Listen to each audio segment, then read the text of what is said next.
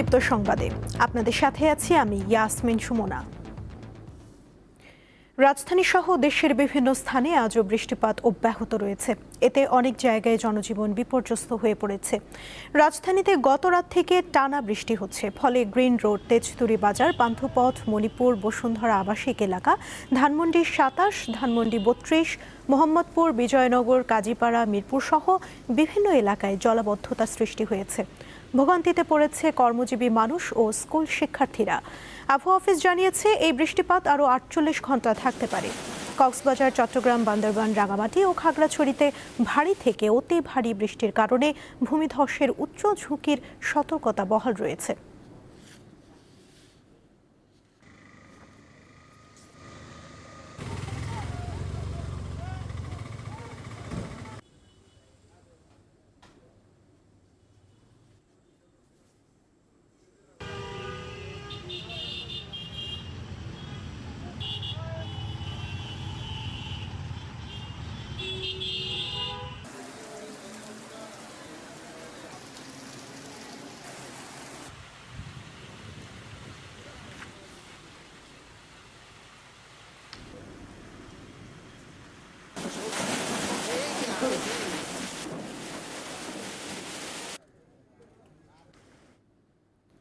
টানা বৃষ্টিপাতের কারণে রংপুর শহরে সৃষ্টি হয়েছে জলাবদ্ধতা।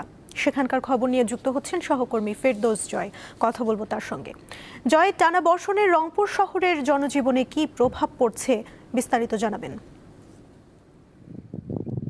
জি সুমনা, যেমনটি বলছিলেন, টানা বর্ষণের কারণে শুধুমাত্র রংপুর শহর নয়, এর প্রভাব পড়েছে গ্রামেও। আমি আছি তিস্তার চরে, অর্থাৎ তালপট্টি নামক একটি জায়গায়, যেখানে কিছুক্ষণ আগেও অর্থাৎ গতকাল রাতেও টানা বর্ষণের কারণে একটি ভাঙন দেখা দিয়েছে।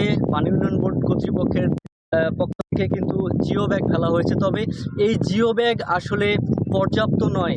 এখানকার যারা স্থানীয়রা রয়েছেন তাদের সাথে আমরা কথা বলেছি, তারা বলছেন যে এই জিও ব্যাগ ফেলা এবং এই জিও ব্যাগ দিয়ে আসলে তাদের কোনো উপকারী হচ্ছে না। আমি যদি বলি যে আমার এদিকে রয়েছে তিস্তা নদী, আর এদিকে প্রায় ১,০০০ বাড়িঘর রয়েছে, অর্থাৎ এই যে আমি যে জায়গাটিকে দাঁড়িয়ে আছি, এটি যদি ভেঙে যায়, কোনো রকম ভাঙন সৃষ্টি হয়, তাহলে এই যে বাড়িগুলো দেখা যাচ্ছে এগুলো কিন্তু সবগুলো পানির নিচে তলিয়ে যাবে।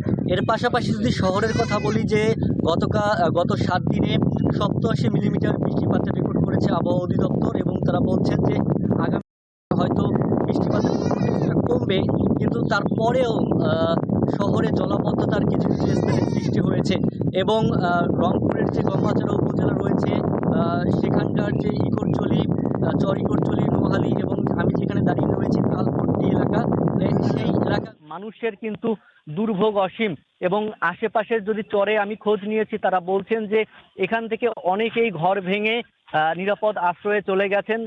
তারা বলছেন যে তিস্তা মহাপরিকল্পনা যদি বাস্তবায়ন না করা হয়, তাহলে খুব কম সময়ের মধ্যে হয়তো এই মানুষগুলো, অর্থাৎ প্রায় কয়েক হাজার পরিবার আমার পেছনে, তারা কিন্তু নদীগর্ভে তাদের বসতভিটা চলে যাবে।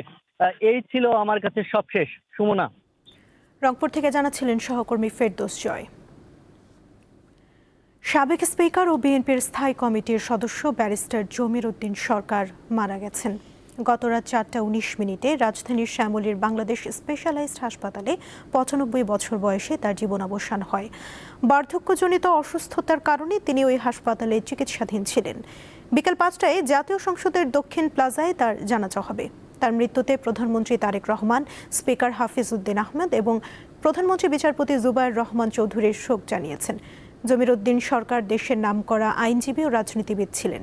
তিনি ২০০১ থেকে ২০০৯ সাল পর্যন্ত অষ্টম জাতীয় সংসদের স্পিকার হিসেবে দায়িত্ব পালন করেন। ২০০২ সালে রাষ্ট্রপতি অধ্যাপক AQM বদরুদ্দোজা চৌধুরীর পদত্যাগের পর নতুন রাষ্ট্রপতি নির্বাচিত না হওয়া পর্যন্ত তিনি ভারপ্রাপ্ত রাষ্ট্রপতির দায়িত্ব পালন করেন। জমির উদ্দিন সরকার একাধিকবার সংসদ সদস্য নির্বাচিত হন এবং বিভিন্ন মন্ত্রণালয়ের মন্ত্রীর দায়িত্ব পালন করেন।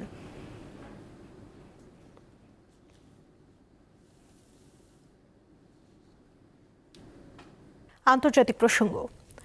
ইরানের বিভিন্ন স্থানে নতুন করে হামলা চালাচ্ছে যুক্তরাষ্ট্র। গতরাতে এই হামলা শুরু হয়। জবাবে উপসাগরীয় দেশগুলোতে হামলার পাশাপাশি আবারও হরমুজ প্রণালী বন্ধ ঘোষণা করেছে তেহরান। পেন্টাগন জানায়, হরমুজ প্রণালীতে সাইপ্রাসের একটি জাহাজে আইআরজিসির হামলার কারণে ইরানে নতুন করে হামলা শুরু করেছে তারা। ইরানের রাষ্ট্রীয় সম্প্রচার মাধ্যম জানায়, দেশটির দক্ষিণাঞ্চলের আসালুয়ে ও বুশেহর প্রদেশের বন্দরি দায়রে অনেকগুলো বিস্ফোরণের ঘটনা ঘটেছে। এছাড়া বন্দর নগরী আব্বাস, সিরিক, চাবাহরেও বিস্ফোরণের শব্দ শোনা গেছে। দক্ষিণের হরমুজগান প্রদেশের 10টির বেশি বিস্ফোরণের ঘটনা ঘটেছে।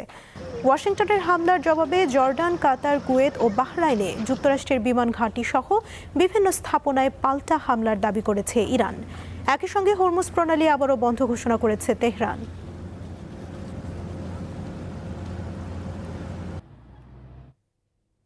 চীনে এক সপ্তাহের ব্যবধানে আবার আঘাত হেনেছে শক্তিশালী টাইফুন বাফি। স্থানীয় সময় শনিবার সন্ধ্যায় প্রথমে দেশটির পূর্ব উপকূলের তাইঝৌ শহরে ঘন্টায় 290 কিলোমিটার গতিতে এটি আঘাত হানে। এরপর মধ্যরাতের দিকে ওয়েনঝৌ শহরের স্থলভাগে আছড়ে পড়ে টাইফুনটি।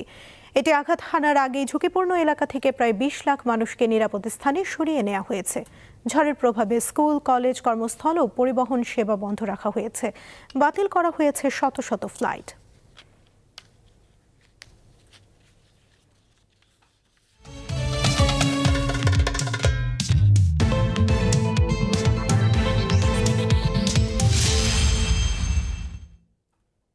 এবারে ফুটবল বিশ্বকাপ 2026। কানসাস সিটির আরোহেড স্টেডিয়ামে আবারও রূপকথার মতো শেষ মুহূর্তের উল্লাসের রাজকীয় প্রত্যাবর্তন হলো বিশ্ব চ্যাম্পিয়ন আর্জেন্টিনার। সুইজারল্যান্ডের প্রাচীর ভেঙে 3-1 গোল ব্যবধানে জিতে ষষ্ঠবারের মতো বিশ্বকাপের সেমিফাইনালে উঠল আলবিসেলেস্তারা। 10 জনের দল নিয়ে অনেকটা সময় চোয়ালবদ্ধ প্রতিজ্ঞায় আর্জেন্টিনাকে আটকে রাখে সুইজারল্যান্ড, কিন্তু অতিরিক্ত সময়ে দ্বিতীয়ার্ধে হুলিয়ান আলভারেজের জাদুকরি এক মুহূর্ত গড়ে দিল ব্যবধান। তার চোখ ধাঁধানো গোলে স্বস্তি ফেরার পর শেষ সময়ে দলকে উল্লাসে ভাসান লাউতারো মার্টিনেজ। শঙ্কার পথ মারিয়ে শেষ চারের ঠিকানায় পৌঁছে গেল ডিফেন্ডিং চ্যাম্পিয়ন আর্জেন্টিনা। ম্যাচের 9ম মিনিটে অধিনায়ক লিওনেল মেসির জাদুকরি কর্নার থেকে আলবিসেলেস্তাদের এগিয়ে দেন লিভারপুল মিডফিল্ডার অ্যালেক্সিস ম্যাকঅ্যালিস্টার। বিশ্বকাপের সর্বকালের শীর্ষ অ্যাসিস্টের মালিক হলেন মেসি। এই আসরে নিজের দ্বিতীয় এবং সব মিলিয়ে 10ম অ্যাসিস্ট করেন 39 বছর বয়সী এই তারকা। সেই সাথে বিশ্বকাপের নকআউট পর্বে মেসি মোট 15টি গোলে অবদান রাখেন। বিগত 60 বছরে যে কোনো খেলোয়াড়দের মধ্যে এটি সর্বোচ্চ। And now with that goal, they're going to have that extra bit of belief. ইচ্ছে করে ডাইভ দেওয়ায় 72 মিনিটে দ্বিতীয় হলুদ কার্ড দেখে মাঠ ছাড়েন বাগাইল এমবোলো। ম্যাচে সিমুলেশন করলে হলুদ কার্ড দেওয়ার নিয়ম আছে বটে, তবে এত বড় ম্যাচে মাঠে এমন ঘটনায় দ্বিতীয় হলুদ কার্ড বিশ্বজুড়েই প্রশ্নে জবাব দিবে। ধারাভাষ্যকারও বললেন এমন কথা। Well, it's a time for cool, calm heads from the Swiss players. মূলত খেলার মোড় ঘুরে যায় এখানেই। সুইসরা মনোযোগ দিলেন রক্ষণে। নির্ধারিত সময় ও যোগ করা সময় মিলিয়ে পরের 28 মিনিট তারা পার করে দেয় নিরাপদে। ডিফেন্ডিং চ্যাম্পিয়নদের খেলার ধার চোখে পড়েনি তেমন। ব্যবধানটা শেষ পর্যন্ত 2 গোলের হলেও লড়াই ছিল হাড্ডাহাড্ডি। ম্যাচের বেশিরভাগ সময় ম্রিয়মান ছিল লিওনেল মেসির দল। একজন কম নিয়েও তাদের ঘাম ছুটিয়ে দেয় সুইসরা। একটুর জন্য ম্যাচটি নিতে পারেনি তারা টাই ব্রেকে। That's what you want. সেমিতে আর্জেন্টিনা প্রতিপক্ষ ইংল্যান্ড। অবিশ্বাস্য হলো সত্যি, মেসি তার ক্যারিয়ারে প্রথমবার খেলবেন ইংলিশদের বিপক্ষে। সেখানে তার দলের জন্য প্রেরণার তথ্য। বিশ্বকাপের সেমিফাইনালে কখনো হারেনি আর্জেন্টিনা। 1992 সালে বিশ্বকাপ ফুটবলের র্যাঙ্কিং আনুষ্ঠানিকভাবে চালুর পর এই প্রথম ফিফা র্যাঙ্কিং এর শীর্ষ 4 দল জায়গা করে নিল বিশ্বকাপের শেষ 4-এ। Of joy and of relief. Mohammad Hasib, Deepto sports. এই ছিল এখনকার মতো। পরবর্তী সংবাদ বিকেল 5টায় দেখার আমন্ত্রণ রইল। এছাড়া আরও তথ্য পেতে যুক্ত থাকুন দীপ্ত ডিজিটাল প্ল্যাটফর্মের সাথে। ধন্যবাদ সবাইকে।